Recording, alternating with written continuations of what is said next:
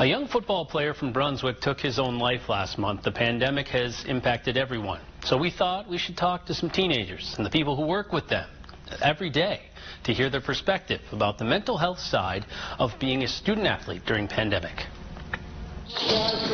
We're looking at like live sports on TV and other states being able to play sports and have playoffs. It really is just devastating for us. After a spring with no high school sports, I didn't even know if we were going to have a season, and definitely as a senior that was really hard. And subsequent delays to the fall season, which eventually happened. Taken so much more away from kids than it has adults. Constant change of plans really weighed on kids of all ages, but in particular, high school kids. Confusing, frustrating, angering, sad to have all of that.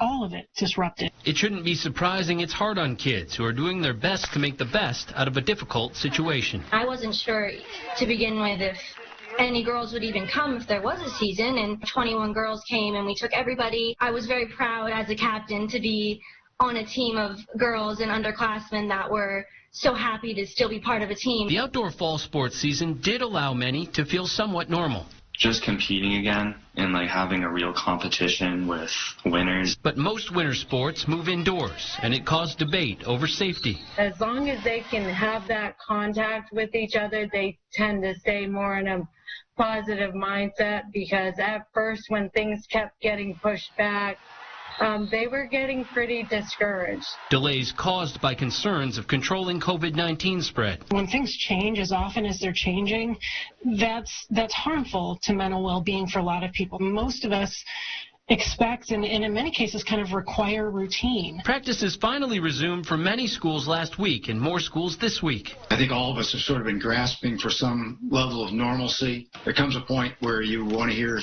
sneakers squeaking and balls bouncing. There are people in every community that they get the basketball schedule for the school, and they circle those dates on their calendar. MPA games started Monday night, with many schools resuming play by Friday. Fears over cancellation still remain. Right now, I don't even have a good answer. They're all bad because I don't have any answer at all. To offer as much positivity and exhaust every possible thing that we can do before we have to look at some of the kids or all the kids and say we can't do this. The biweekly colors of the Maine Department of Education counties can halt sports if coronavirus spread rises too rapidly.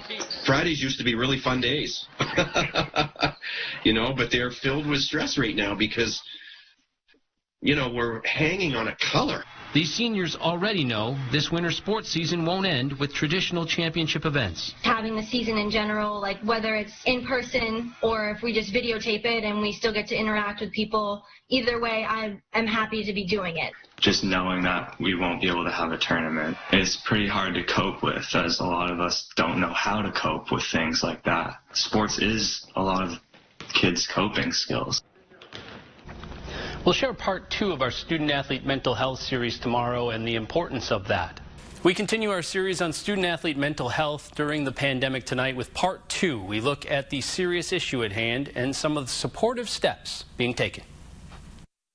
The only thing I have right now outside of school is my 1 hour and 15-minute basketball segment that I get 4 days a week. I think a lot of kids are just struggling right now just because of the season. Checking on peers is now more important than ever, but it's hard to do as a teenager. I've never had a heart-to-heart with my buddies and been like, are you okay? Which we should probably be doing more of that. Some girls did come to me and ask me for that help, and I was very thankful and proud to be that person to do that. It's equally important for parents and coaches to really check in on their athletes. Whether it's on an individual basis or to schedule something once every week or every couple weeks and just say, we're just checking it, like, how are you doing? No, really, how are you doing? ORONO head coach Ed Catala knows firsthand how important it can be. I was with the loss of my brother, and who took his life coming up on 6 years ago now. We're a basketball family, and we're in the middle of March Madness, and I asked him if he'd been watching any games.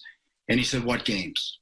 When they see a dramatic change, whether it's in a personality shift or they're not sleeping like they used to or they're eating differently, things like that can be an indication that they're struggling and they need some assistance. No matter what age you are, it can be hard to talk to someone struggling in your life. Those closest to us, when that fear arises that something may be wrong, an equally frightening sense grows within yourself. Almost a natural reaction to say, oh, no, it can't be that. he's going to be okay. He's going to be okay. And he wasn't okay. Local athletic directors, teachers, and coaches are working to do their part right now. There has been more openness.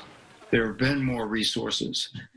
Part of that, unfortunately, because of the losses we continue to experience, was teaching, and immediately turned my thinking to mental health, because I worry for our kids in our state right now that option may be out there.